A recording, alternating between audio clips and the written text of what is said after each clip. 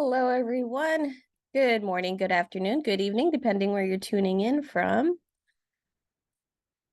Welcome, welcome, welcome. Let's see here. All right. I think I grabbed everything that I needed. We'll find out. We'll find out. Let me see here. Yeah. Let me see. Yep, got that. Yep. And yes. So I think I'm good. All right. Welcome to another Urban Garden Learning Series Q&A. I definitely wanted to show you something fun, a fun project that I'm working on. I had mentioned that I had ordered some from eBay from two different sellers, a set of cuttings, and they came. So I definitely wanted to share that with you. I got some pretty unexpected varieties. So pretty excited to get those started. Oh, thank you. Yeah, they're in resin, so they're a little daisy preserved in resin. Love these, love these. I think I got these from Etsy. Um, and I also ended up ordering because it was only $7, a bag.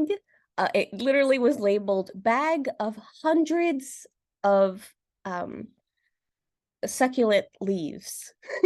And so it got here. I just slit the box open and kind of looked at it, but I didn't want to actually open it until I had you folks in front of me so that we could both experience what the variety might be. So we'll find out. But yes, definitely tell me where you're tuning in from. I see Orlando is in the house. Hello, hello. Awesome. So I just wanted to just quickly show you. So with this box, look at this variety here.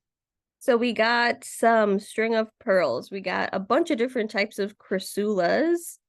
I got this rather large piece here of a sedum. You can see that really large piece. And it did have some flower blooms, but being cut, the flowers I don't think are gonna continue to develop, though I hope they will. But this is a nice piece. Look at that. Look how big that piece is. So pretty substantial size. I was expecting, itty bitty little pieces. So I was very happy with this box. There were lots of types of jade. So there were quite a few big chunks like this of jade. Now, out of all of them, I inspected them. This one looks like it has a few scale on it. So I'm not panicking. It's in the box. I will check everybody again. But I purposely left it in the box in a corner so that I can show you what scale looks like. So here we go. So there's one, two, and I think there's another one down here. Yeah. So scale is very slow moving. Once they kind of, oh, here's another one. Once they suction themselves to a location, they basically stay there, stationary. Now it's very easy to get rid of. I can just take this over to the sink, give it a little scrub. You just gotta use your nail. If it's really fastened on there, you might have to use a needle to just kind of pry it off. And yeah, just spray down with alcohol in case there's any young in there. But yeah, it's not a crazy thing, but it was the only one that came like that. I did get a bunch of clippings of different looks like the campfire chrysula. So it has a really nice deep red. So once these root, I'll put them under a grow light, and they should give me some really nice red coloring. Some of the clippings already had that really nice red coat coloring. Really, really pretty. And yes, and I'm gonna show you exactly how I'm gonna set these guys up. I was excited about this one. It's really mostly jade cuttings, but this big black aeonium, isn't it gorgeous? So these don't typically ship very well. They tend to get bruised very easily, their leaves. But yeah, so far so good. Gonna set these up. And yeah, it was a bunch of jades, a lot of ogre jade. So the difference here, the monstrose. So you see how the leaves are curled. So it's the same as jade, same species, but their leaves are curled like a taco. Think of it like that. So it's Chrysula ovata monstrose. And so they call them ogre ears, Shrek ears as well. You hear them called. Yes, Maple. Maple is meowing over here. Meow to you too, buddy. And then I was excited about this one. So this is also jade, but it's a curly jade. So a curly cultivar, super, super cool. So it's really a big box of just a bunch of different types of jade. Still really cool. They also had the Chrysula perforata in here. So this one. So, and it's variegated, which is pretty neat. So really, really cute. So Chrysula perforata, a lot of Chrysula. So this came from California, which is pretty, in some areas of California, pretty optimal conditions for growing succulents. This piece was really nice chunky piece here of another jade. So I'm gonna be setting these up and cleaning off that one that has scale, and I'll show you how I'm planning to do that in a moment. And then this other box was a little more interesting. So here. So this box has they did include a species of, so a clipping of sedum again. So I think it's the blue spruce sedum. It did come with euphorbia, the fire sticks, trichale, I think trichale is the scientific name. So that did come with this. So there's a little more variety in here. I did get a perforata in here. However, this one was odd. So it's desiccated up top here. So this whole section is dry and this whole section is dry.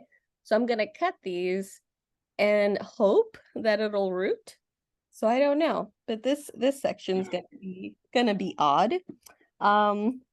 They did give me, now in this box, I also got a type of Chrysula perforata, which is the baby's necklace.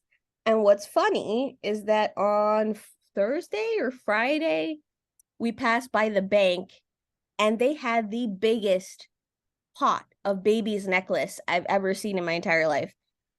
It was these huge strands. It looked like an octopus. It was crazy. Never seen that. And then lo and behold, I open the box and there's a piece in there. So that was awesome. Then there was Burrow's tail in there as well. Really, really super adorable. I have a couple strands of Burrow's tail that I have rooted successfully, and they're in a southeast window, just doing great. So I love it. I love it. So I'm excited to get more of it. A couple more jades, some interesting shaped jades. I know once I put them in the light, they'll straighten up. But really pretty sunstress. So you see that whole burgundy color. And now this guy, I think this might be, I mean, it's definitely a Chrysula. I feel like maybe it's a Fulcata pup. I'm not really sure. It's a little wrinkly. So I have to basically wait till it gets some roots and maybe fills out a little bit, maybe opens up a little bit more. But it's definitely a Crassula. As to the type of Crassula, that is still the mystery, because it's in this state where it's still kind of closed. So I'm not really sure, but let's see how this one fares. And then I did get Kalanchoe, so I think there was another Kalanchoe in here. So the Kalanchoe tomentosa. So tomentosa means soft. So this is very soft. This is very furry. So they also call them like the panda plant. I have a couple of these actually here. Here we go. I have them right here. I have the regular one, and then next to it, the chocolate soldier. So it has more of like a brown kind of tint to it. I really like them though. I love Kalanchoes, so that's not a problem. The same with this piece. It's elephant bush, Portulacaria, and here you can see this whole section over here is a bunch of different Portulacaria varieties. So it's cool to have another one. So some of the leaves look a little rough, but the stem's really this nice shade of red. So I'll be planting this one up. Let's see. I might actually separate it into separate cuttings. I'm thinking about it, And then a jelly bean. So, I mean, this one had a lot more variety. The other one was basically a bunch of different types of jade, just jades. And then this little looks like a little echeveria. But it's a little rough condition, but hopefully it roots okay.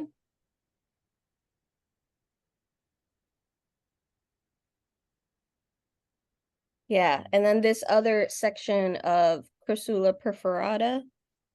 And you can see the little adventitious roots on there. So you can see like they look like hairs all over it. So this can happen sometimes during drought conditions when your succulents are in need of a little extra water. They will start putting out roots in their little nodes because sometimes it starts to desiccate and pieces, big chunks kind of start to fall, but then they land, they can reroot. So you can sometimes see this. This will happen like with jades. This will happen with a variety of succulents. You'll see these little adventitious roots develop. Yeah. Then there was this guy. I feel like it might be some type of spiderwort, maybe a type of Tradescantia. I'm not sure.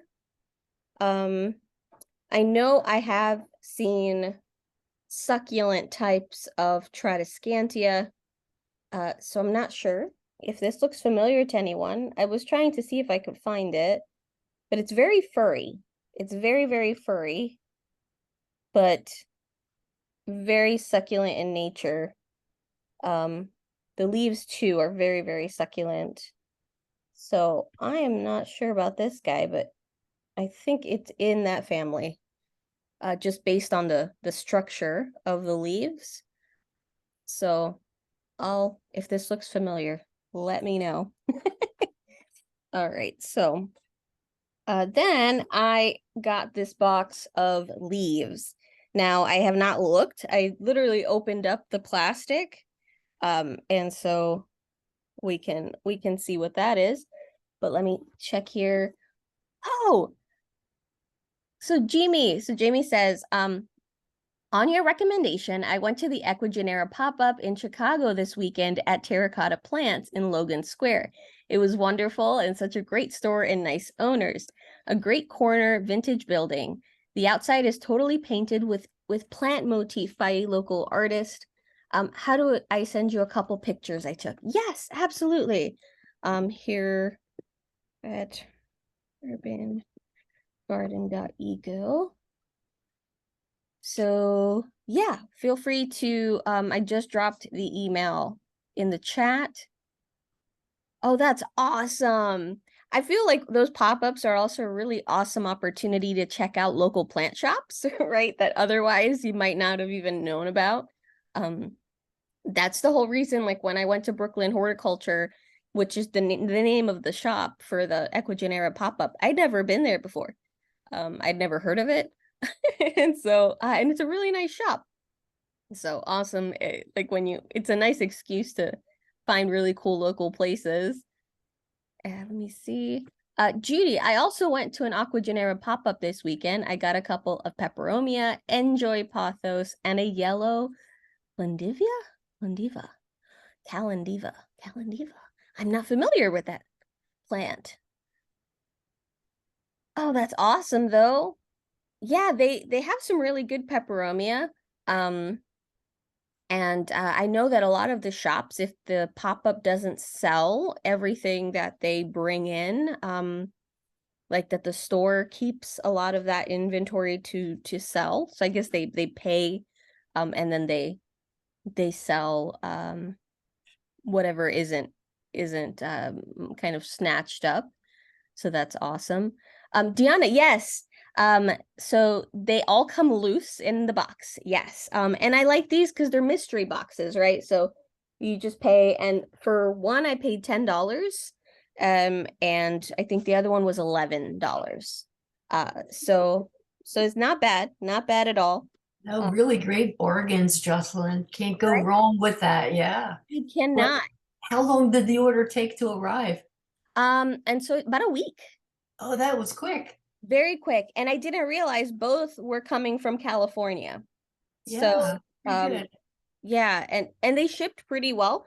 One, he had shipped in paper towel, and this one just shipped with paper. So Oh, but wow. they still fared really, really well. And I really liked the variety in this one. I just wish, yeah, like this one was just big pieces, really big pieces. Um, Mhm. but this one, the variety was really, really awesome, but they were slightly smaller. And Wow, then beautiful. the $7 one, I peeled off the plastic. Um, but let's find out here. We will see here. Okay, let me see. So it looks like it was shipped like this. So Mhm. in a paper towel with it has some weight to it. So it said $7. It was, I think, $4 shipping, $3 or $4 shipping, and it said it was hundreds of succulent leaves. I mean, of course, I know that it's not going to be hundreds, but um, any little leaves are good to work with. So let's see here. We've got a piece of jade. All right, immediately. Looks like we have some pieces of sedum. So let me see if I can. There we go. So this might be dragon's blood sedum. It has the camera's not really picking it up. It has a really nice deep burgundy color. Um, so it looks like there's a few pieces of that. So I can put them together to root. So there's another little piece. Has a little like rosette at the tip. Let's see. This one's interesting. So it looks like some of these were just plucked out of the dirt. So there's a little bit of soil residue on some of these roots. It looks like this one has some of those adventitious roots up here that have were clinging to a little bit of soil. I'm not sure what this is. This is super cool. Look at the leaf structure there. Hmm.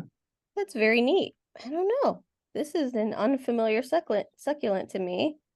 I don't know, maybe some type of ice plant. I'm not sure about this guy. Has some leaves that did not do well.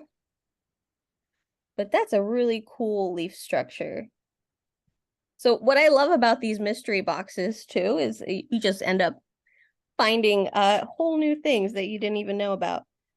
So I think a couple of these might not be viable. I see some pretty pretty messed up leaves. So these, just so that you know, these would not root for you. Um in comparison to a nice plump one. Oh, I see a fungus gnat. Oh, you're dying. Hold on. There we go. So here we go. So a plump leaflet versus a very desiccated leaflet. This is not going to root for you. This will definitely root for you. Let's see. Looks like a ghost plant. So this one already has some roots on there, so I could actually put this directly into a mix. So yes, I had gotten that question. So are you going to put it directly into a mix? What are you going to do here? So for the chunkier pieces, the bigger pieces that are just blunt cut, they have a callus, there's no beginning of any roots or anything like that. I'm going to just get them started in a mix, which I'm going to show you with poultry grit and lava rock. I start a lot of my succulents in mixes that are generally either like leca or poultry grit, lava rock. So basically I try to essentially stimulate that root growth. And then once those roots start developing, I would be putting these into their own little pots. I've just found that when I try to start some of my succulents in soil, I fall in the conundrum of either, and this is when they're blunt, right? So there's no, let me grab one just to show. There's no roots, there's nothing, right? It's just blunt cut. I either keep it too dry and then the bottom starts to dry out a little bit more, or I am a little overzealous, squirt with my squirt bottle, and I'm making it too moist. So what I had found was I just kept losing all my succulent cuttings. And so it was like in 2018, 2019, that I just decided to do an experiment with leca. And I put a saucer full of leca. I put all these little leaves, like jade leaves. I put, I think, a couple kalanchoe leaves in there. And what I did is I just filled it up with water just under the leca, and I put a dome over it because I did an experiment where one I left with a dome and one without. The one without the dome just started to desiccate. It just started to, sorry, Lexi is calling out. Lexi! Or, sorry, her cat, Lexi. So the one that didn't have the top started to desiccate very quickly. So all of the leaflets started kind of shrinking, shriveling down. The one, however, that does have the cover did splendidly. Very plump, started pushing out growth, really, really beautiful growth. Oh my God, Lexi, please stop. Hey. I'll try to see if Brian can feed them in a moment. So I started doing it in leca instead, and because it was successful. And so that's how I've been doing it ever since. And so a lot of these, even that you see behind me, I start off this way. Once they start to get roots, that's when I transfer them into a chunky succulent mix. But not when they're blunt. I'm just scared of the root rot, so I don't do that. So let me see here. What else is in here? Some of these aren't looking very good. There's some really shriveled up ones. Let's see. I think they were just too, like, this is how they were put in. So they were kind of just thrown into a massive ball. So there isn't much air exchange. So let's see. And so it arrived on Saturday. There's more sedum over here. Let me see. I'm thinking maybe I should dump this into a container so it'll be easier. Give me 2 seconds. I'm gonna dump this into a container. Don't want to drop all those succulent pieces. Close the door for her here.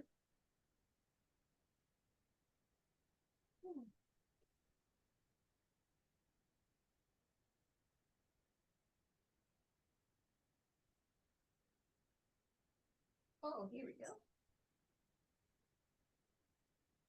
This is perfect. All right. Haha. So let's just dump that out. Ah, I see what it is. They wet the paper towel before sealing it in plastic. So definitely don't do that. When shipping succulents, you want to keep them as dry as possible. So if you are personally going to start shipping out succulents, or if you're ordering succulents, you know, the best way to receive them is bone dry. You don't want any wet soil. This is a wet paper towel. Definitely no. And the thing too is I had opened the box. I slit the box open yesterday. So there was air circulation, but I didn't realize how damp this paper towel was. So here you can see there's a lot of soil in here. But let's get a better look. There's a bunch of loose pearls. I don't think I can get these to root for me. Oh, here's a pearl strand, but it's looking pretty pretty desiccated. Let's see here. Oh, wow. Again, see, looks like it just got taken right out of the ground. So, this looks like a ghost plant, might be a ghost plant. There's a bunch of jade pieces here, but again, not looking the best. I don't know if I'm gonna give these folks a good good review because this is pretty bad here. Oh, look at that. So Mother of Millions, Kalanchoe over here. This I'm not sure. It's like similar to that other one that we just looked at that had some really odd leaf patterns. There's more sedum. More sedum. Ah, here we go. Got some pearl chunks. That's good. Oh, we got some more Crassula perforata varieties. Here we go. It's just big chunks of soil in here. What is this? Holy moly. Oh, another one of those that I wasn't sure of. Big chunks there. And then it's a bunch of mixed leaves. Looks like Echeveria. I'm seeing more jade. A bunch of loose pearls. Yeah, that's really what's left in here. It's a bunch of just jades, pearls. So definitely not hundreds. So not as advertised. But I will send them a note about their shipping method because this all arrived covered in soil. And also a lot of these poor cuttings are either like rotted or about to be or pretty shriveled up. So, I mean, that's what you get, right? You either get really nice boxes or you get very underwhelming boxes. So, but again, you know, $7, it's not a big hit. But I will let them know about their shipping method. That next time they should just ship it dry. Just put it in a paper towel. You can still put the plastic, but just don't wet the paper towel because you're only asking for everything to rot on you along the way. But yeah, look at all that soil. It's just there's so much soil. I'm gonna have to wash all of these off. In these, you don't find any soil whatsoever. They were just clean cuts. So that happens. Let me see here. Alcohol. So there we go. Just in case. Just in case. And I'm gonna show you what I'm gonna do with these cuttings. Let me look over here. Oh, that is awesome. So Connie is saying if anyone is near me in Greensboro, North Carolina, the NC Coop extension is having their weekend pass along plant sale this coming weekend. That is wonderful. Yes, and it says a chance to pick up unique plants from master gardener volunteers. That is wonderful. Sorry, that should say co-op as Oh, I'm typing too co-op. quickly. Oh, sorry, co-op. Yes. There's actually two if you are in New York City on the 21st, on May 21st, 21st, 21st, gosh.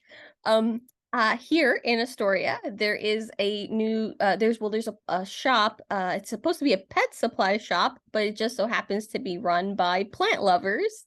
And so they do plant swaps. And so on the 21st, on May 21st, they'll be doing a big plant swap. So if you're in New York City, I'm definitely gonna go. I'm thinking of taking some cuttings of maybe like my Hoya linearis. I have a big cutting that I'm rooting of my fern leaf cactus. So I think I might take that.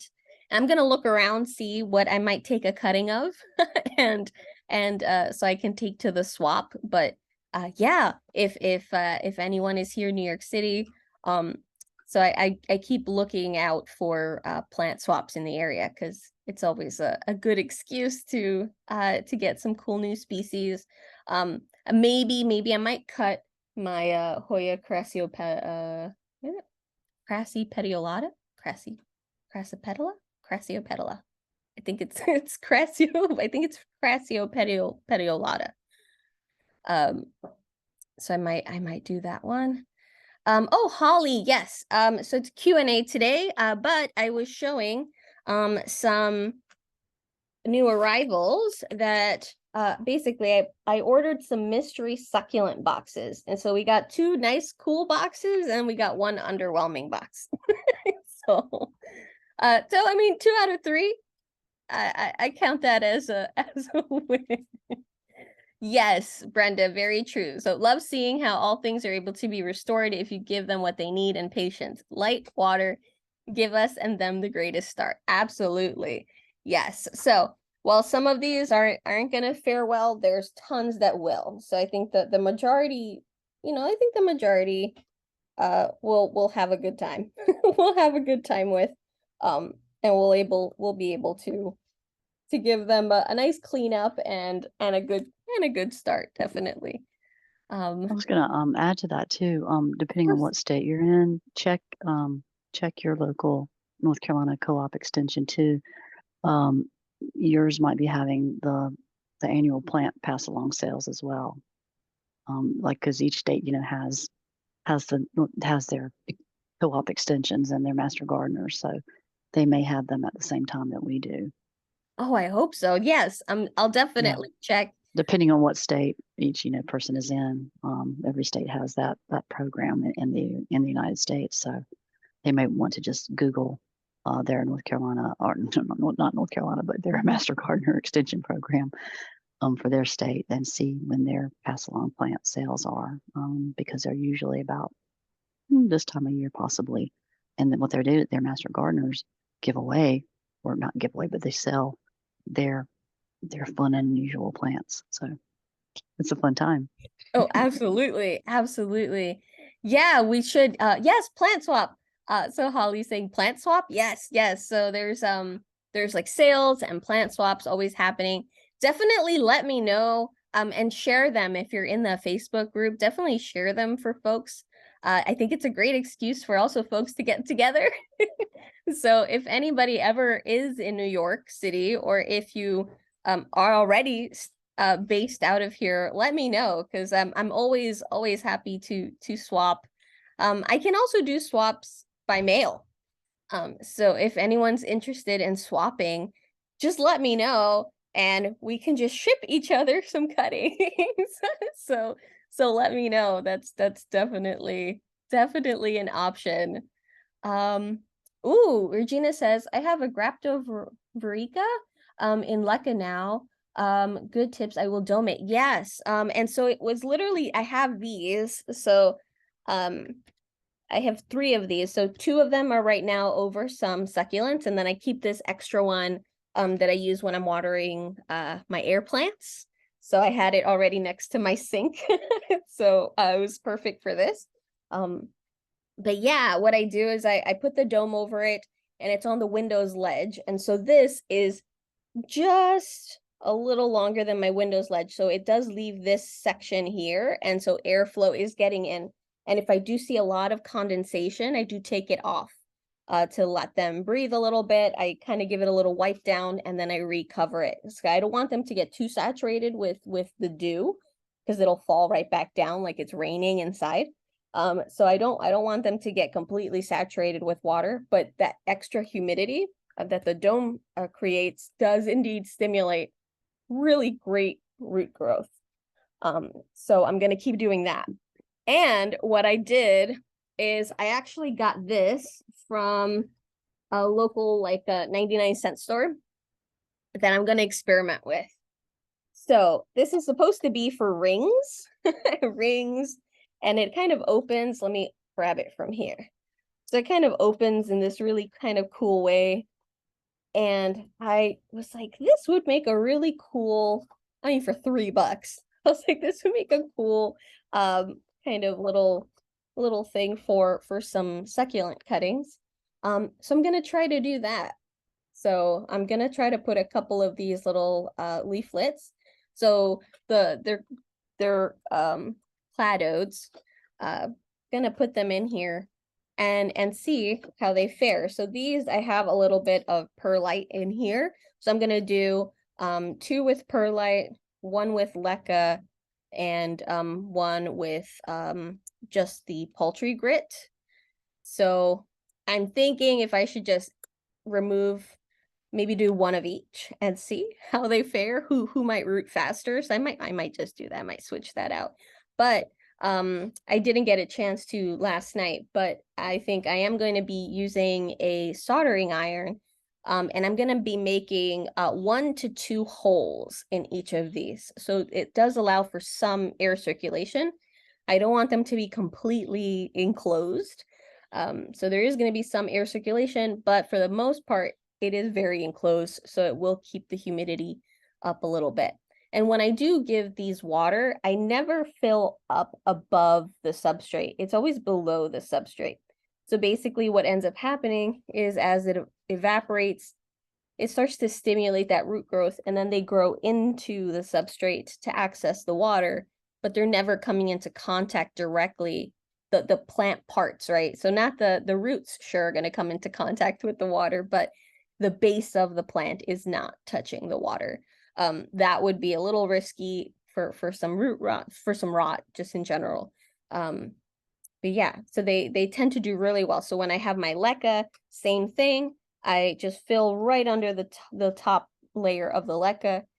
The whole top stays nice and dry, so they won't rot on me. So yeah, so I'm gonna try a little experiment here. So I think I am gonna do that. So I'm gonna just do maybe poultry grit, perlite, lava rock, and leca. I think I might do that. And then I'm gonna make holes.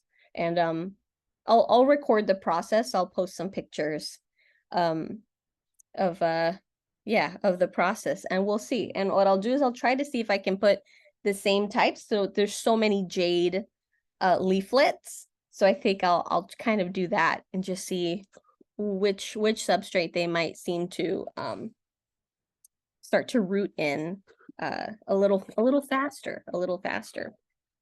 But with these big chunk pieces that I have, so what I have right now in my bedroom is I have a bunch of these. I also have the ones that are the same, but they're cube size. I don't know if I brought one out here. I don't think so.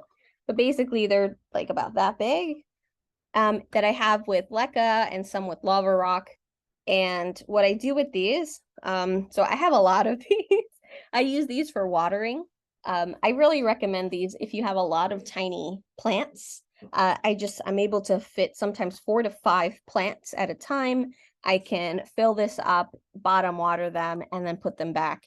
So much easier. I can just do big rows. So that's how I water these guys. I grab a bunch of these, put them on my desk, pluck them out of their respective spots, give them a little bottom water as they are kind of soaking up that water. I give a wipe down to all of these shelves. So these are all acrylic shelves right here. So I give it a wipe down, a little vacuum if any perlite or soil might have fallen on the table. And yeah, and then I put them right back. So it makes it so much easier versus having to bottom water each individual.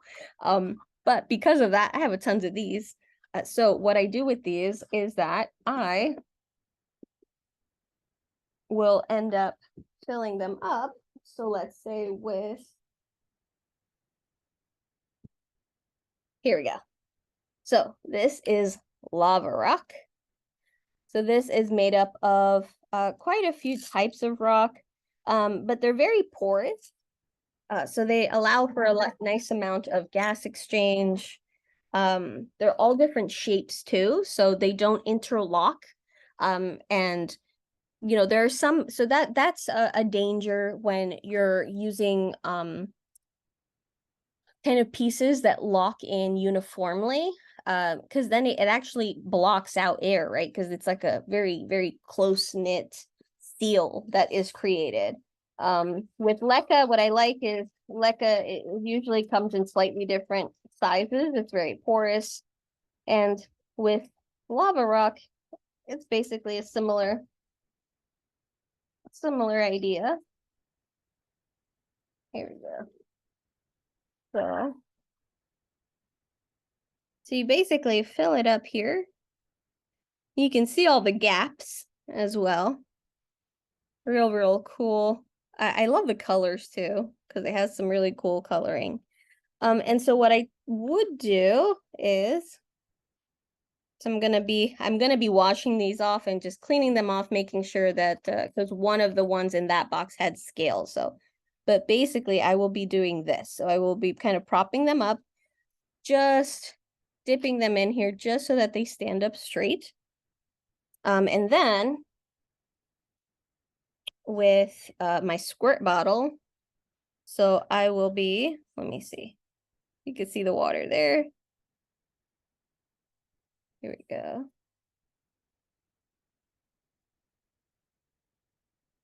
There we go. So I only wet basically up to this line. So this line now has water all on it, and this whole section is still dry. And then I just have it just still in this section, so it's not coming in contact with the water. And that's how I fill it up. So I use clear containers for that reason, because I can see when it's dry. It's very easy doing this with leca, because the leca will change color as well. This too, this gets you can see nice darker. Let me see. Here we go. You can see a nice darker kind of coloration versus the lighter pieces that are dry. So it's good to use clear. But I do this to start to stimulate growth. And so I kind of put them all in a row. In about 2 weeks, 2 to 3 weeks or so, I will do. I think someone got unmuted. Hold on. I will go ahead and do that.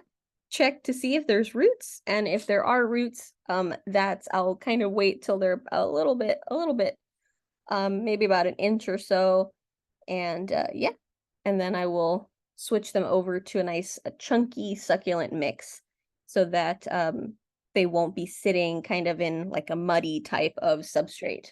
But I really love doing it this way, tried and true. Worst case, if I've kind of forgot one of my trays, the roots will desiccate, but then you can start all over again. So I would rather work like that than with the soil. I've just had the tendency for it to stay too moist, and then me having to actually just lose it to rot. Yeah, I was like, I think I'll prefer to use this type of substrate rooting method instead, and it's worked wonders. So a lot, basically, a chunk of these that I've started up, I've done that way. And I'm trying to see where the kalanchoe, oh, here it is. So I also have a bunch of copper tone kalanchoes. So I really love them. They're so beautiful. This guy right here, really gorgeous copper color. So I have this giant one that lost a leaf. When I was purchasing it, the leaf was already kind of breaking off, but it was so beautiful. I was like, I'm taking it anyway. But I was like, and the leaf just came completely off in the bag.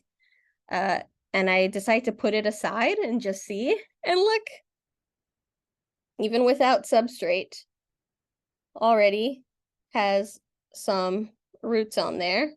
So I'm going to be potting this guy up. But look at the size of this leaf. Really beautiful, beautiful colors. So what will happen is this will get established in the pot. It will generate a baby basically from here. And then the mother leaf, so this will be considered the mother leaf, will start to desiccate and die down as the young kind of take all her sugars, take all of the nutrition and moisture out of this leaf to kind of transfer it over to themselves. But then they start all over again. So then you get a whole new plant. So this guy, very, very quick, very quick. This was 2 weeks of just sitting on my bookshelf. I had put it down, completely forgot. I hadn't put it into any substrate yet. But I thought, oh, it's just a leaf, it'll be fine. And when I looked at it, I went, oh my God. So I put it on my desk so that I could show you.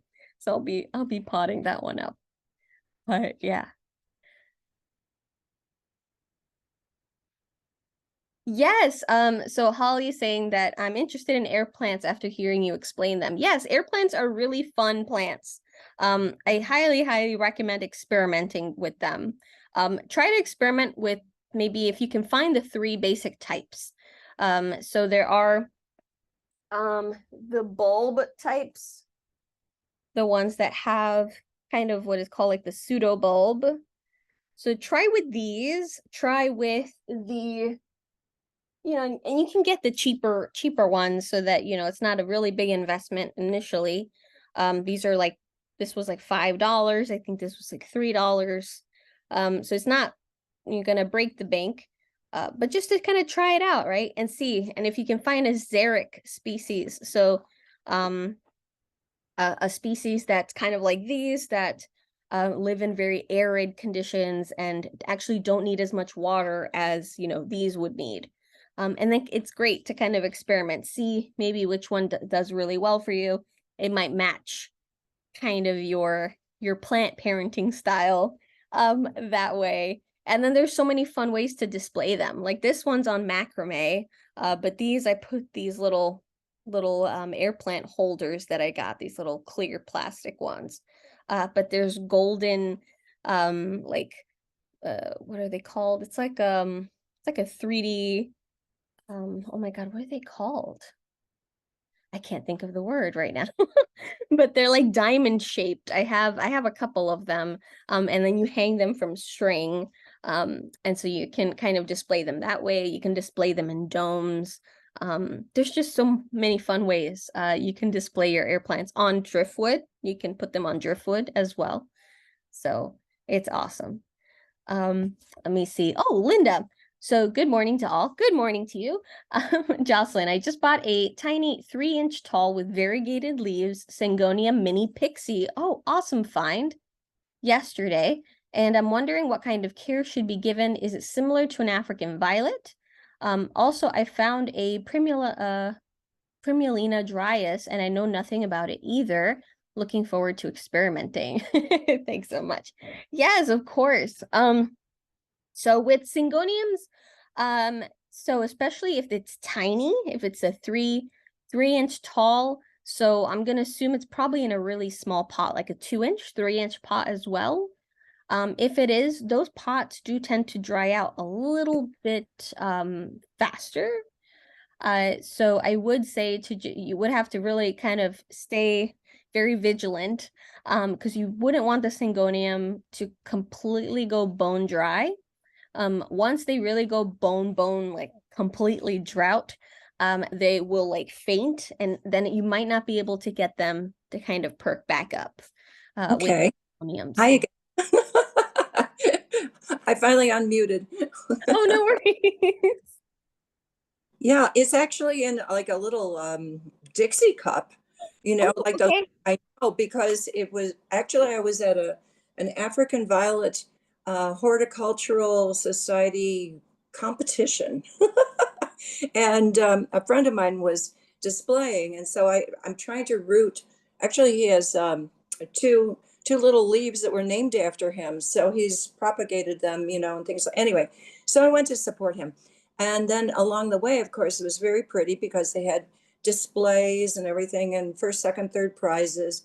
And then I saw these little teeny tiny things, but they're in Dixie cups, no holes, no drainage holes. So I don't know what to do with that. That's the other problem. So I didn't want to take it out because it seems as though on the pot there was a date of February 10th, which Okay. I think maybe that's when the cutting was started. So I'm guessing it really doesn't have too much of an established root structure. So I'm afraid to take it out, but I'm afraid of the no drainage holes. So what to do? Yeah, those are very, very difficult. I have, for instance, this Hoya is in like a little Yeah. cup situation Yeah. like that as Mhm. well. Yeah. This one, thankfully, does have Oh, some drainage holes. Um, but sometimes they're given to you just like that, and then they don't have any drainage holes. So that's yeah, right. what do you do, right? So I mean, is it clear? Is yours clear as well? Fortunately, no, it's white. Oh, that's even more difficult. Oh I gosh. didn't know if I should, buy one of those tools that you can burn a hole in the plastic or something. I don't, I thought about that. And then I said, well, I can't take an awl. I don't think I can and poke it. But I was thinking my husband's got one of those pointy awls, like for woodworking. And I was thinking, well, I wonder if I can, but then I think, maybe I'll hit the root system and it's very delicate. So, eh. So maybe with a Dremel, um, if you can, so it's kind of like those little drills, but there's like super tiny and it's for also like for woodwork and Oh, so a Dremel might do it.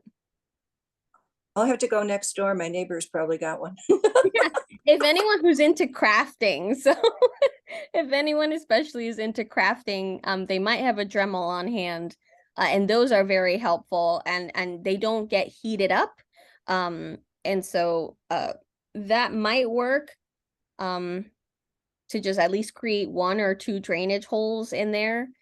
But yeah, Right. then the difficulty is how do you know, right, if it's dry enough for you to start watering again.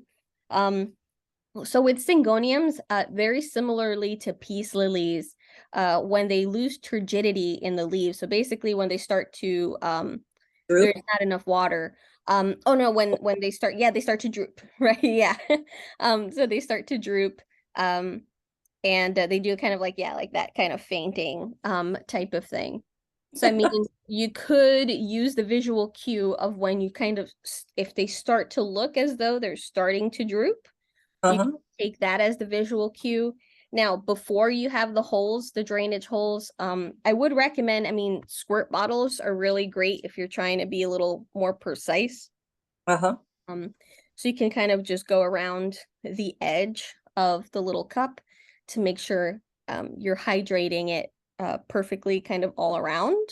Hmm. With these little guys, these that have the holes under there, I just do bottom watering with these. Um, and then so I just kind of put them in a little one of those little cube ones, let them kind of self-hydrate, take up basically what they can take up, and then that's it. I try not to mess around with them either, yeah, because when they're, especially, yeah, from February, that is fairly recent. So it's gonna be a little while till those roots really establish themselves. Um, I don't know, why would they put it in a white white cup? Um, I don't Oh, maybe it was this, like an afterthought, and they said, "Oh, hey, well, we're at the competition. We'll see if we can sell a few cuttings." You know, Yeah. No, you're You know. right. You're right. It Please just makes it so much more difficult. I know, I know.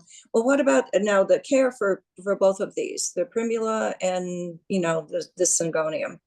Yeah. So with the syngonium, so they're gonna want they can burn very easily, so I wouldn't recommend putting it right up against your window. You Mhm. could put it in kind of like bright indirect light. So I would say to just depending on your exposure. So like our syngoniums, we have, well, one I have here that's just getting the ambient light from my grow light. So it's on the opposite side here. Hold on. This guy just gave me a new leaf. Oh, beautiful. I really love this one. This is the erythrophyllum, the Syngonium erythrophyllum. And so the bottoms are this really pretty burgundy color. Mm. So it gets that bright kind of ambient light. So they do really well. Now, they can be a little finicky in regards to humidity. So some Syngoniums are a little hardier than others.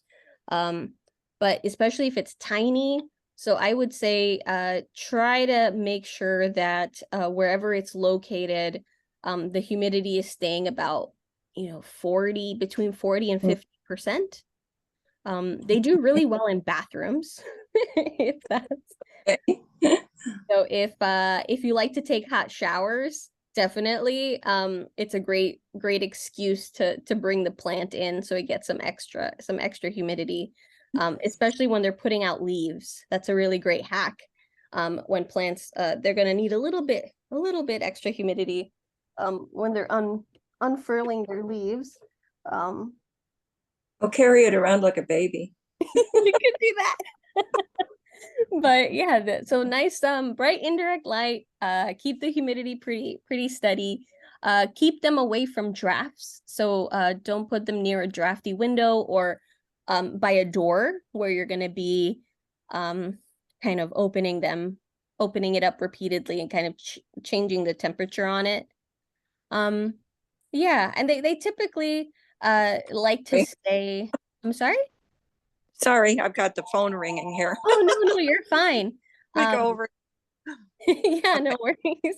Um, but yeah, they prefer also in terms of temperature, they can they if it gets too cold, so I think under 60 degrees, like it can be a little risky. They don't like it to get too cold, but they can also not fare very well if it gets really hot. So so yes, a nice kind of Block syndrome, huh? Okay, not too hot. yes, exactly. Okay, So well, in the 70s is a really good yeah, like 70s, low 80s. I've got to move this little baby right away. Okay. Yeah, and so nice, nice warm area, free of drafts, nice humidity. And yeah, and just kind of use the visual cues for now. So if you start to see it looks like it's about to droop, oh, there are these little sensors that you can buy that look like a little thermometer, Hmm. and they're really cheap. They're like $5, $6. But it changes color, and so it'll I think they change to they're blue when they're wet. So you kind of stick it in, and if the soil's wet, it'll be blue, and when the soil dries, it turns white. So the color basically goes away. Um, Oh, and so it's also a really good indicator if you have pots where you're not sure if it's ready or not. So hmm. that might be a good option. And they're pretty readily available. But I'll try to see if I can find the name. Um, and then I'll send you the name. Okay. And now this Yes. primula, I have no idea what this is. Yes, the primulas, I think they're in the same family as they're similar yeah, I think they're in this they're Gisneria. I think so. Um but they're really cool. I know they do like to go through similar to like well, African violets as well. African violets do like to dry between waterings. Um, So it's kind of a cousin. yeah. All right. And yeah, nice bright, I would say bright light. They And sun, right? yeah, so bright sun. I mean, Gesneriads do appreciate a little bit of humidity. So like above 40% tends to be a good fit.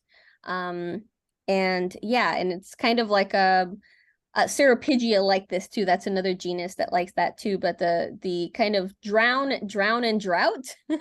So basically, you let them dry out, and then you go ahead, give them a nice bottom water. They get nice and saturated, and yeah, and then you wait Okay. to dry again. How do those things get? Oh, Big? Primulina's. I think they get similar size to an African violet. And what's the other one that's in that family? Oh my gosh, my mom just got one. Syningia? Syningia, I think it's a Syningia. Well, Yeah, they can get pretty a pretty nice in terms of the rosette kind of, you know, where the leaves are coming out. They can get a nice wide size, but I'm not sure how tall they might get. So with some African violets, really what's giving them a little extra height are the flower stalks. But overall, I mean, with the leaf size, maybe they're like that's a manageable size. Okay. yeah. So it wouldn't be yeah, too crazy. So where you wouldn't be able to to manage it. Well, I've learned my lesson about that. Oh. Giant pots of things, and now they're actually in the corner of, you know, two corners of our bedroom. So I mean, oh yeah. Yeah, oh, I have to show you. Maybe next week what I'll do is I'll set myself up. Yeah, I'll do that next week. I'll set myself up in our bedroom Oh no. so that I can show you because we have yeah, like our model dragon is in there now with the Birkin. Um and there's just some, yeah, and I had to cut back my dragon fruit. So I had to cut that back because it was so big. I could not get to my other plants without getting stabbed. Because the new the new they look like tentacles, and so it was putting out all this new growth, but it starts off really thin and then it fills out. But what's happening is that all that new growth, the old growth doesn't really have needles, but the new growth does. Right, right. So it was taking over my windowsill. So it was spreading onto the bookcase. So it was starting to put out roots that were sticking onto this bookcase. So it was taking over like one section of the corner, and then it took over the windowsill. So it started growing, and it was already reaching. I have in our windowsill some shelves. It was already like sending up shoots up across that. And it was just unmanageable. And when I was trying to pull the other plants to water them, I was coming out like covered, covered in needles. So I was like, Oh, all right, I can't do this. And so I just decided to cut her back. There was a big chunk of her when I first bought her, that because she's so heavy and huge, that a part of her had broken during the car ride, but it kind of calloused. So like it kind of broke halfway. I kept spraying it with alcohol, keeping it clean, and it sealed itself like a scab. And so the rest of the chunk was fine, and it was growing. It was putting out growth like nothing. But I just decided I'm gonna and it's been like that for years. But I was like, you know what? It's just so obstructive. So I decided just to finish cutting it. And so now I have these big chunks of dragon fruit that I'm going to just root up separately from this big mama. But yeah, so I did a lot of chopping and rearranging and just So yeah, I'll set myself up there now that I have room in there and I'm not getting attacked by pointy tentacles. I can set myself up there next week so that I can show you how I'm doing that, how I've set up some of those like succulents and things there. But also like just, wider plants. And so we have our mottled dragon there now too. And so that one's pretty wide. Yeah, and so I'll show you what we're doing in there. Because Cool. Very cool. I know my bougainvillea that I brought inside because I have it in a pot is going completely nuts. It looks like an octopus now. And I mean, like I had it on like supports and everything like this, and now I'm actually training it to grow downward. It looks like because it's so long. And it's like every time you go by it, it grabs you, yes, It's like the little shop of horrors. And oh my gosh. yes, So I bet you everybody else on the call here has a similar story. yeah, it's when when plants attack. I know. It just reminds me of the show. Yeah, Okay, well, thank you so much. you're very welcome. Yeah, and good luck with the primulina. Yeah, they're very neat plants. I've never had one. I've had African violets before. But I definitely want to experiment with more members of that family. And so I really think that the primulina is a Gesneriad. But there's always my phone is vibrating. Sorry. And oh yeah. Sorry, my little brother here is here today. We were do you want to hold on? This is my little brother Chris. Brother, So my birthday was on Thursday and his birthday was on Wednesday. And so we were celebrating his birthday. Yes, well, our birthdays yesterday. oh, happy birthday. Thank you. So he crashed over here, so he's just watching me. He's watching me teach. But yeah, he was gonna go grab some things for his computer. So but yes, oh, in my mushroom bag, you're welcome to take my keys if you need them. I mean, I'm gonna be here, so feel free to ring the bell. Okay, I'll ring the bell. All right. But yeah, so with what was I? Oh yes, so I want to get some more Gesneriads. Call you See, when back. See ya. sounds good. Be safe. So yeah, Syningia. I'd like a Syningia. I'd like to get some of those trailing species of African violet as well. I've seen some really cool like trailing species and also the miniature African violet. I really want to get one of those. So thank you so much everyone for the birthday wishes. Holly says my palm attacks me and I just say hello. Exactly. Absolutely. And Holly says, I'll look for the air plant that are not sensitive. Yeah, so I would say then try to go with these. So this is Ionantha. So Tillandsia Ionanthas. So go with these. These for me are the easiest. So the oldest ones that I have from, gosh, I have some that I have from like 2015, 2016. The Ionanthas, they fare well. This is my third xerographica. And so it can go south real quick. The first one I ordered was actually rotten when I got it. So I got a refund for that. I thought it was fine, and not even like 2 days later it fell apart. It just fell apart. And I hadn't even watered it. I hadn't done anything to it. Then I had gotten another one that I had for almost 2 years. And then yeah, it just started doing poorly. I wasn't really sure what happened there. I hadn't changed anything about the care. So another try. Because I really do like them. But with these guys, these are pretty foolproof. So those are a little bit harder. So yeah, try these. The Ionanthas. And these guys, yeah, just I give them water every 2 weeks, and I do spray a bromeliad fertilizer So it's an air plant fertilizer. I do like 2 or 3 squirts in the water, and then I submerge them in there, and every 2 weeks, and that's it. So real easy. Yeah, and they do put out really pretty flowers. You can get different ones too that have like purple tips and red and things like that. So that's called blushing. And so usually they'll start to blush on top when they're going to put out a flower. And then they'll put out a flower, and the flower can last like months. It'll last for months. And then once the flower starts to die back, if it doesn't get fertilized, it starts to die back, and then the plant will start to die back, but it will start to make babies.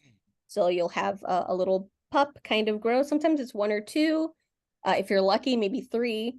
But usually at least 1. And then, yeah, and then it starts that whole life cycle again. So the baby will start to grow. The mother plant will start to shrivel up and die back. And then, yeah, and then you just kind of start over. Sometimes the mother plant, once it shrivels, it'll just fall off on its own. Or if you see that it's like completely dead, you can detach it once the pup is at a better size. But yeah, they're super cool. Super, super awesome. I really like them. And I have them like this, so not right under the grow light, but just kind of pulled away. This is like about a foot, maybe 18 inches or something like that away. So that's what how I have it set up here. So the plants that like a lot of bright light, but I don't necessarily want, they don't want to be right under the grow light, are on this side.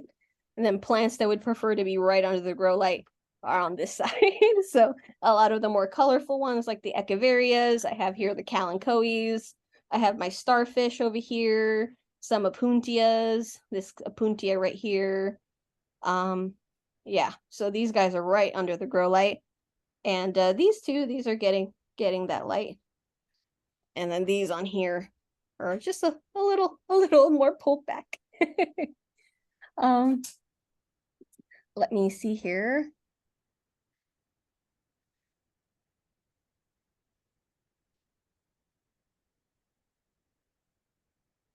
Oh, yeah, the kalanchoes. Oh, so Jamie's asking, do you submerge and fertilize the air plant when blooming? Great question. So I probably wouldn't submerge the flower. Let me see.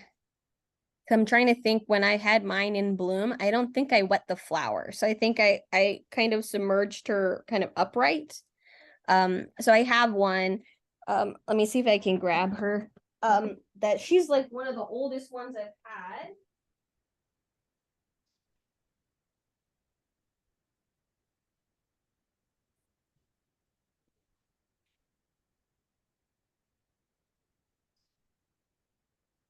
And she flowered, and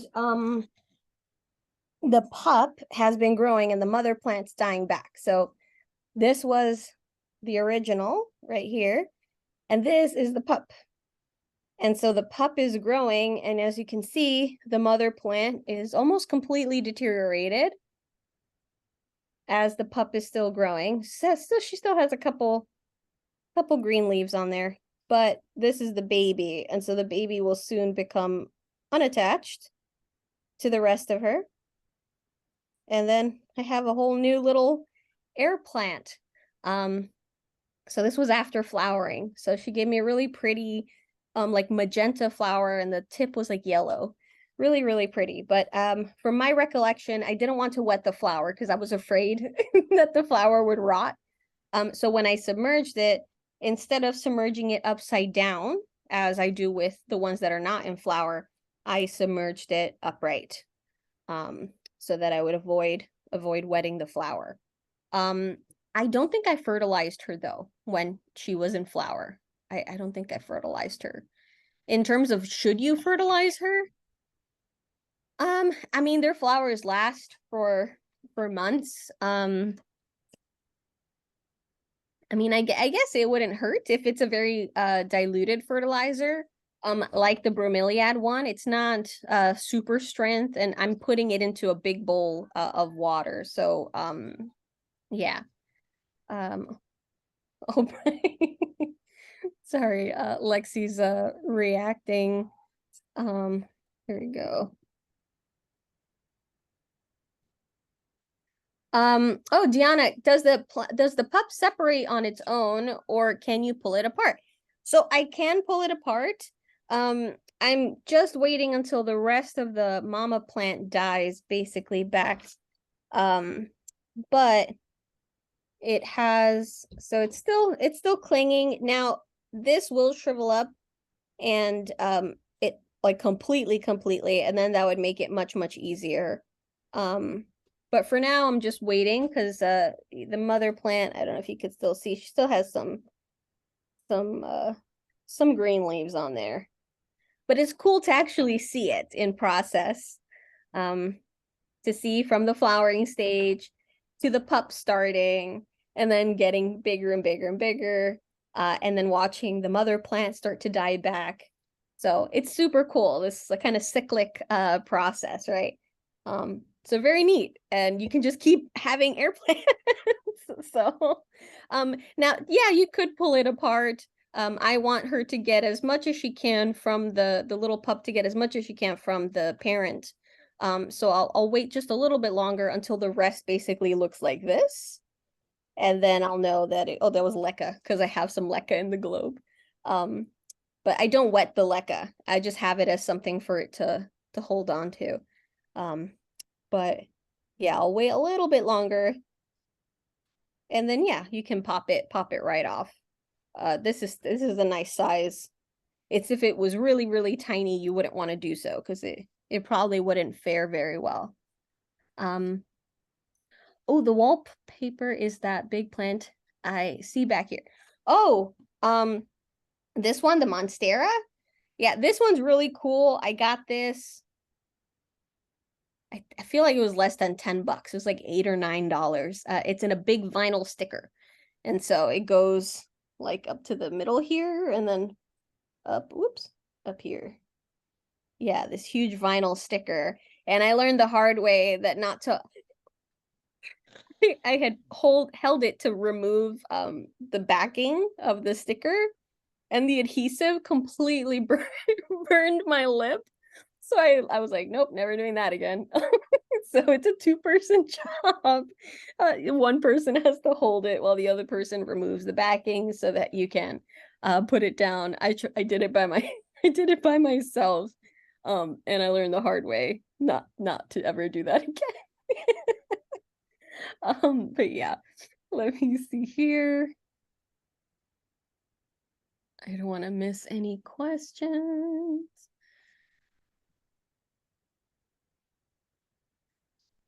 Oh, here we go. Sorry, Adeline, just saw your question.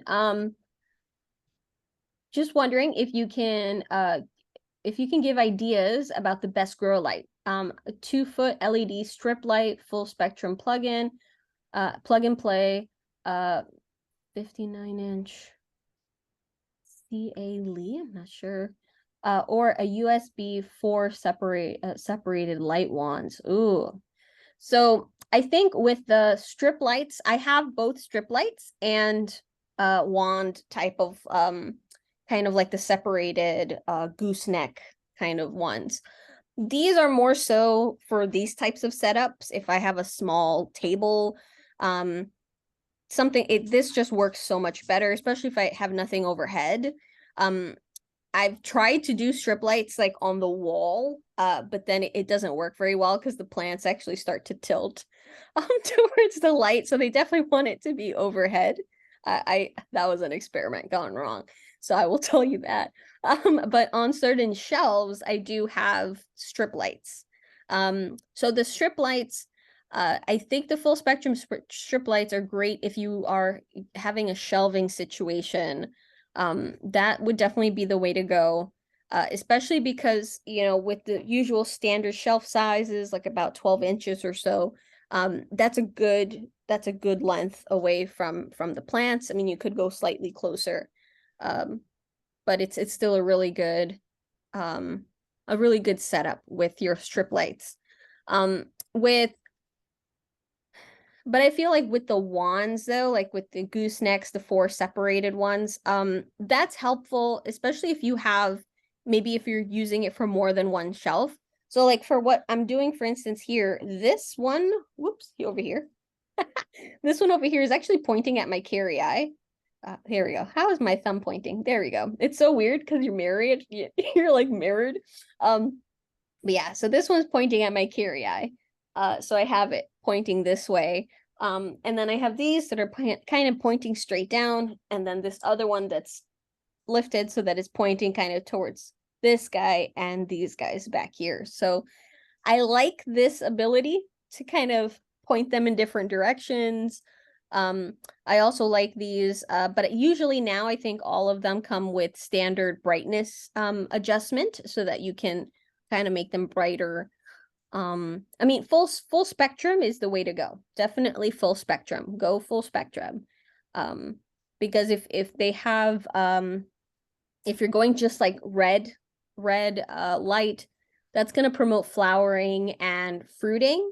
But if you're just starting out like little plants, that's not going to work. The blue light is going to be really great for that, for new little plants, or if you are working with like cuttings or things you're trying to promote growth with. But then this full spectrum just has all those lights, but it's not, you know, concentrated on one wavelength. So it's just, it helps throughout the entire life cycle of the plant. So definitely full spectrum is the better investment. Oh, yes, absolutely. So Iris has a great question. Can you give a class about mailing plants so that we can exchange plants? We are ready in advance. Thank you. And thank you for the birthday wishes. Yeah, absolutely. There's so many great ways to ship plants. I've shipped them in many ways, and I've found pretty pretty good ways. I really recommend like using cups and something where you are able to enclose your plant up kind of in its own little bubble, separate from what you might have in the box to kind of keep it from moving. So definitely that. But yeah, that would be great. Yeah, I can totally do a class on mailing plants. I mean, is it of interest? We could kind of do a whole thing on yeah, on mailing the plants, and then we can make a little like a plant swap kind of thing, you know, that we can kind of, for those of you that would want to swap with folks, we can make like a list with the best mode of communication, whether that might be your phone number or your email address. And then folks can put up basically what cuttings they have to offer. And then if you see someone that you'd like to, and we can just put our state, or if you're in a different country as well, so that we know if it's a possibility, because we can't ship. It'd be very difficult to do the across country lines. But yeah, and then we can do like some swaps. So and so then if you see someone that you'd like to swap with, you can connect, and then you can share your shipping information. But yeah, so that might be cool. So let me know if that's of interest, because we could totally set that up if everyone wants to. If you guys want to share cuttings, again, I'm happy to share cuttings. So that would be so cool if we could start like a little plant swap. Yeah, so let me know if you're of interest, because if you're interested, I can set up a little list, and then maybe I'll make it like a Google sheet, so that folks can kind of put in what they have available and things like that, so that yeah, if you guys want to connect further about that. But yeah, that would be awesome. Oh, Ava, thank you. Yeah, they're like little flowers, or there's like leaves and flowers. I love these. I love these. Holly, can you tell us what trees can be cut and propagated without harm? Ooh, good question. I mean, there's a few that can be grown by cuttings.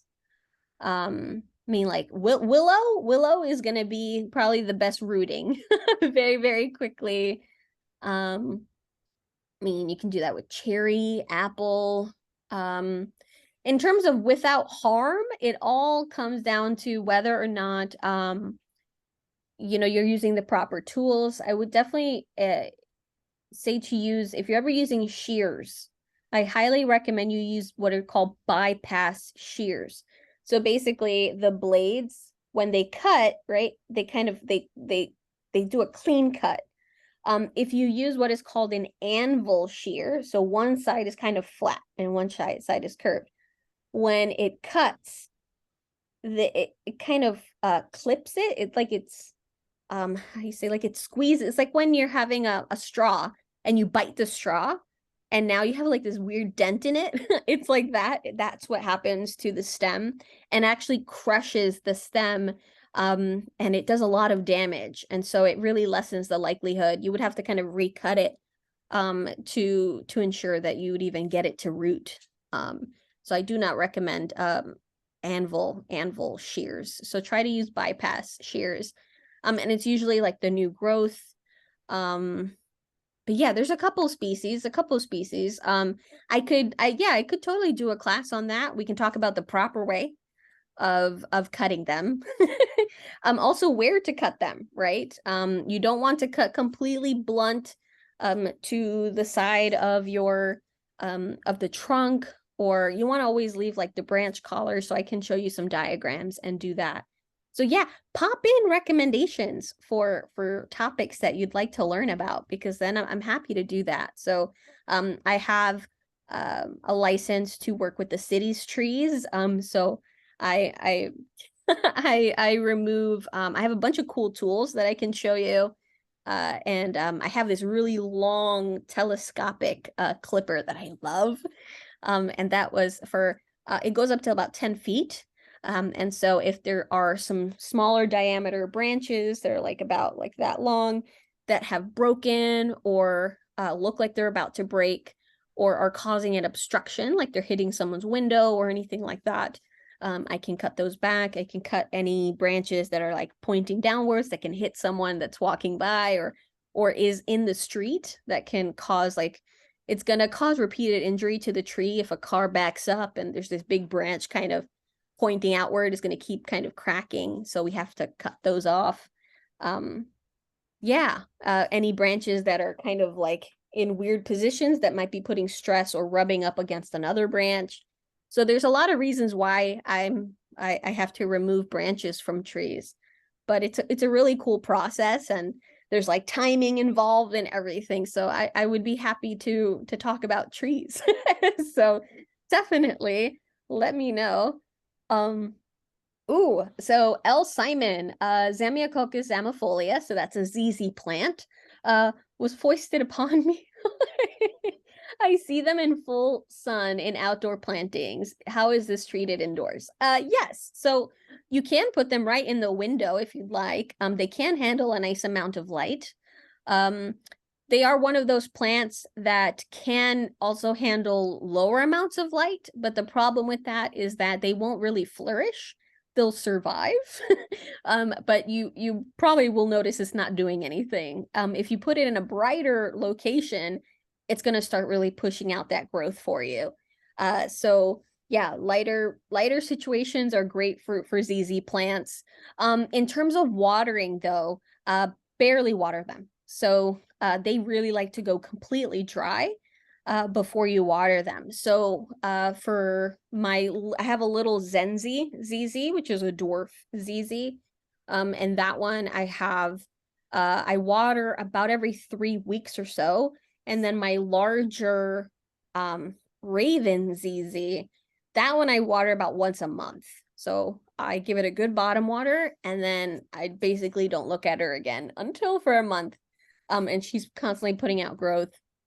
So you don't want to overwater them. So that's the problem. They have these giant rhizomes. They look like potatoes. And so you don't want to get those waterlogged.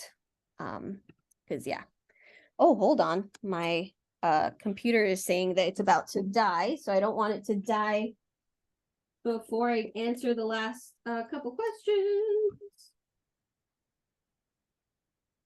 So let me connect that before.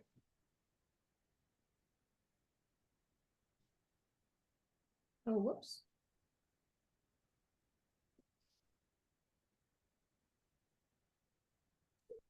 There we go. Yeah, so I don't want to. Oh, let me actually, since I'm up, I'll grab the little ZZ because I have that one closer. So this is the Zenzi ZZ. So it's very compact. I really like it. Gosh, I've had this for a couple years. I got it for 11 bucks. So this one's great. It's been putting out a bunch of new shoots. Put out some babies here. So this one's been great. It's survived spider mites. It's survived thrips. It is a little warrior. I really like this plant. So it's done marvelously. So I highly recommend ZZs. So if you're working with plants and you kind of want to see this one might be a really nice one. So yeah, so about watering, less is more. So they do like a nice to get saturated. So I do bottom water them. But then I don't, that's weeks pass. So don't water it once a week. Even every 2 weeks might be too soon. So try 3 to 4 weeks. And yeah, but you can put it in your window. And they would like, east window. I have mine in a western window. They're just slightly pulled back. So they're about maybe a foot and a half away from the western window.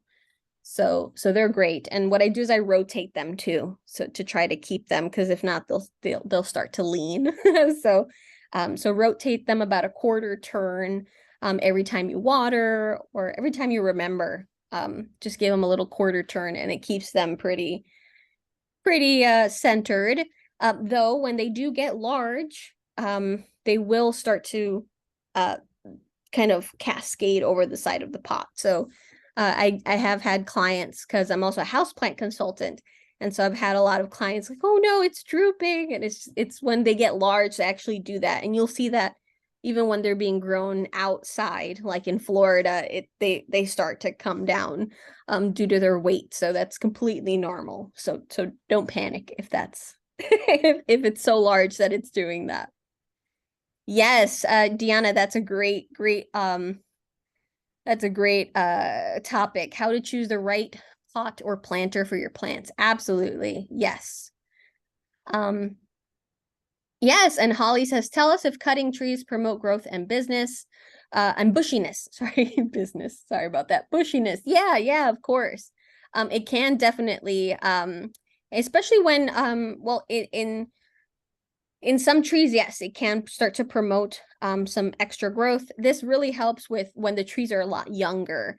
So it will really promote them to kind of start to kind of fill out a little bit more. And this works with houseplant trees, right? So like rubber trees, fig tree, like, well, a lot of figs. This works really well. Is cutting them will start to promote them to push out. But yes, this can do the same with the outdoor trees. Yeah. Eloisa says, I was asking, where do you get those shears? Yes, I got my bypass shears from Home Depot. So you should be able to get bypass shears. They're readily available. So they're not very expensive. I think they can range anywhere from like maybe 15 to maybe in the high 20s. Like $25, something like that. But yeah, Home Depot's, Lowe's, any like big box store, Amazon should have them available. So they're fairly easy to get your hands on. So no worries.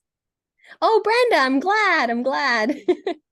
And Ava, are there any plants that should not be bottom watered? Yes. If a plant is just recently rooted into a substrate, right? So if you, let's say, have a water propagation, and then you decided to move it into, has very tiny roots, something with very shallow roots, I wouldn't necessarily recommend, especially if you have it in a bigger size pot, I wouldn't recommend bottom watering because then it doesn't have enough roots for it to take up all the soil that take up all the water that's in that soil. So you don't want to do that. There are some things, so like that, I wouldn't bottom water like a fresh cutting. What I do instead is I use a squirt bottle and I kind of go right on top to just dampen like the first inch or two of the substrate. So yeah, I wouldn't bottom water those. I mean, I kind of bottom water everything else. So I bottom water like begonias, my succulents, my cacti, even all of like my aeroids, all my like Hoyas, my Ceropigias. So everything else I bottom water. So I would only not bottom water if it's something with very, very shallow roots, because I wouldn't want to completely saturate that soil just yet. I want to wait till those roots get established and make their way deeper into the pot before I do so. So yeah, something that has really shallow roots, I would avoid that. So like a fresh cactus cutting or like a cactus cutting that just got rooted, I would not saturate that entire pot. Yeah. I mean, there are some plants that just naturally have really shallow roots like peperomias, but I bottom water my peperomias. So that's okay. They're just more established. But yeah, so I hope that helps. I just sent, so Dion is asking, I just sent a picture about a cacti. Is there a specific fertilizer for the cacti? So I don't think there's specific cacti fertilizers, not that I'm aware, at least not that I've come across. I have used orchid fertilizer on Hoyas, and I've used orchid fertilizer on some of my succulents. With my cacti, if I was kind of just wanting to promote a little bit of more growth, like if they're putting out a baby or something like that, I do add like a little bit of worm castings to the soil. But with cacti, usually they come from very nutrient deficient environments just naturally. So I don't want to overload them because you could very easily, even with just the nitrogen, you can easily burn their roots. So I steer clear of adding any like commercial fertilizers to them. And I do water a lot of my plants. I water them also with aquarium water. So it's a very diluted form of fertilizer. But yeah. But I've never personally used a specific fertilizer specific to cacti. I've used fertilizer specific for bromeliads, the orchid fertilizer, which I have used for succulents and Hoya. It works really, really well. And I've used, there's the general fertilizers that I've used more for like my foliage plants, but I haven't used them in a really long time. I kind of switched to just using aquarium water and worm castings for my general plants, like my aeroids. And yeah, like I just had so many bad experiences with some commercial fertilizers. That's why I tell everyone, if you're going to use a commercial fertilizer like the powder, like the powders or the liquid types, if it tells you to dilute it 4 times, dilute it like 6 times just to be safe. So just dilute it a little bit more than what it's suggesting, just so it's a little gentler, just in case, because I've had just burnt things. Yeah, so I kind of got scared off. I kind of got scared off of that, so I went with the really, really gentle forms of fertilizer. Regina says, I recently purchased a liquid cactus fertilizer. It's concentrated, 7 drops per quart. So you can see these can come very, very concentrated. Yeah. And it's 277, okay, NPK, so the nitrogen, phosphorus, and potassium. I got it for my older plants, Schultz. I did dilute it even more. Good idea. Yes. So always dilute it just a little bit more, just to be safe, because every plant's different. Every plant's, some plants might be a little bit more sensitive than others. So it's just from experience of killing plants that way, just dilute it a little bit more just to be safe, just so it's a little gentler. you know, and always make sure that your plants are also, I mean, it's different like with the bromeliad fertilizer. I'm just putting like 2 or 3 pumps into this big bowl of water, and they're getting watered regularly. But for a plant that's like, let's say it's super dry, like you forgot about the plant. This happens, right? We forgot about the plant, and you were maybe supposed to water that poor thing like 2 weeks ago. I would not fertilize right then and there. So you want to make sure it's something that has really nice, healthy roots. And if it is bone dry, at least water it like half of what you would usually. And then the next day, water with the rest of what you would have watered with a little bit of fertilizer. So you don't want to ever apply fertilizer directly to really dry roots, because the fertilizers, they're very salt heavy.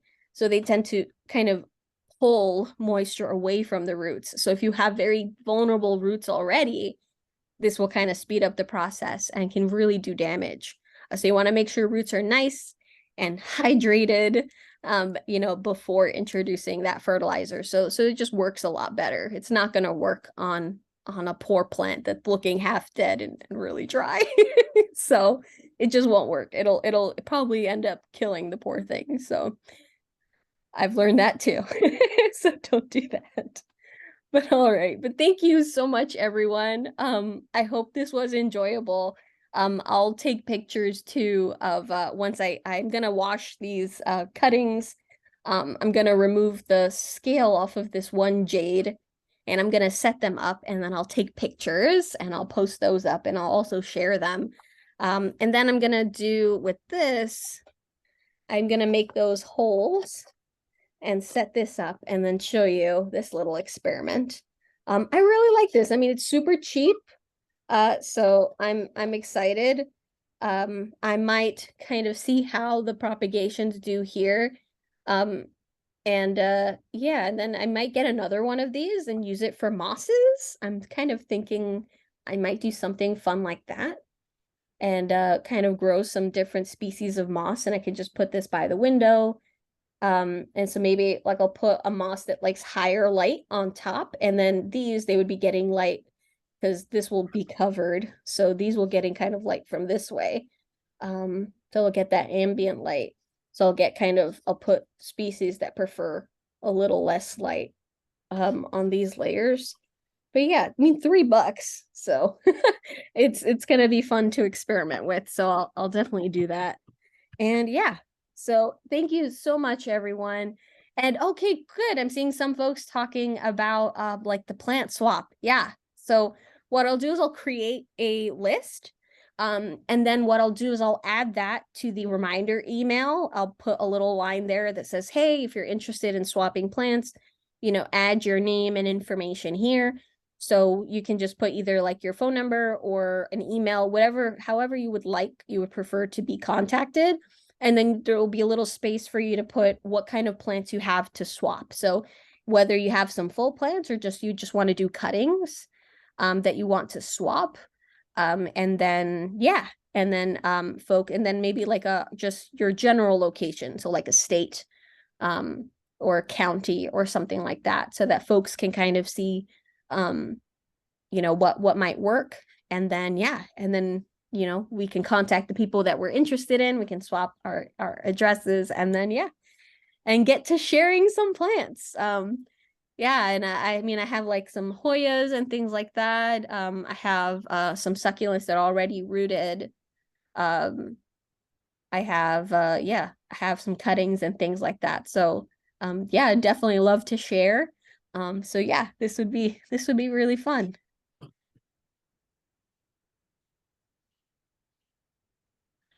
Oh, no, Terry, I have it.